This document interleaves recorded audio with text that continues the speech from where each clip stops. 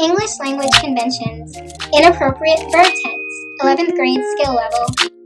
ACT Foundations, question 4. Me Medicine, antidote your ignorance. ACT English Foundation, verb tense, question 4. Does the following text have an inappropriate shift in verb tense? If so, fix any verbs that don't match the tense of the verb in bold. In 1962, after a tense 13-day standoff, Soviet leader Nikita Khrushchev agreed to remove his country's nuclear arms from Cuba. In exchange, President John F. Kennedy promises not to invade the island nation. Here's what you need to understand. The tense of a verb tells when the action takes place.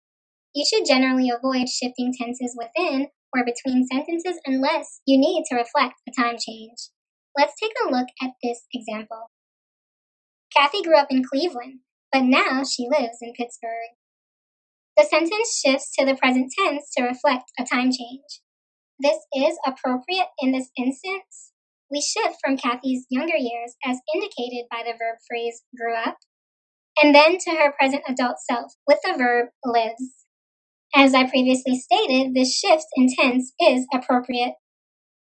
Or check out this second example. Rachel grabbed the microphone and sings to the crowd. There is no need to reflect a time change, so both verbs should be in the same tense. The first featured verb grabbed is written in the simple, singular, past verb tense, so we know the singing also took place in the past. However, the second verb, sings, is written in the simple, singular, present verb tense. There is no need to reflect a time change. Both verbs should be in the same tense in this instance.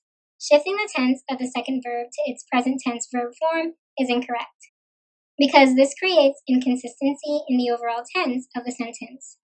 Change sings to its simple, singular, third person, past tense verb form to restore consistency. There you have it.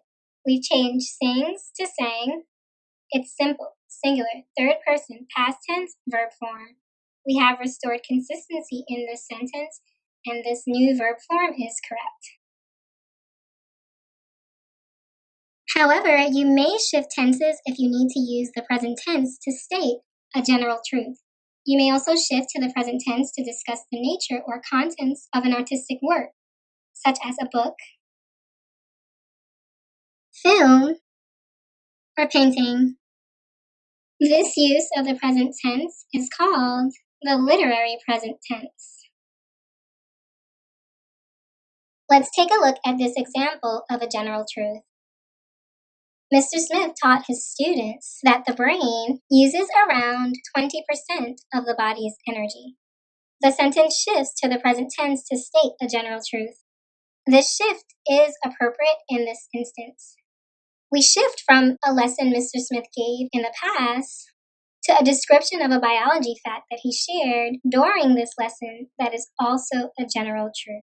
Hence, our use of a shift to the present tense is warranted. Let's take a look at this example of the literary present tense. Shakespeare wrote Romeo and Juliet in the late 1500s, but the play explores themes that are still relevant today.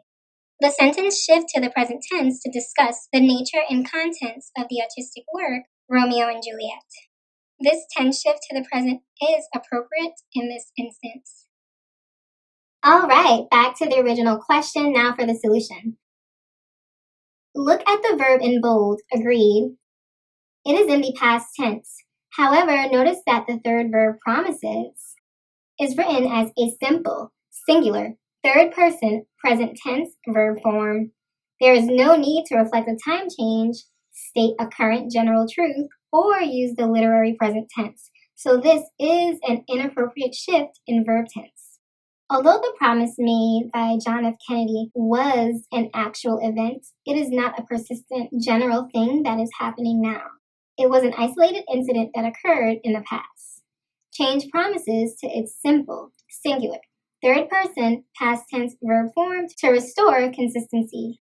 Here you have it. We've changed promises to promised.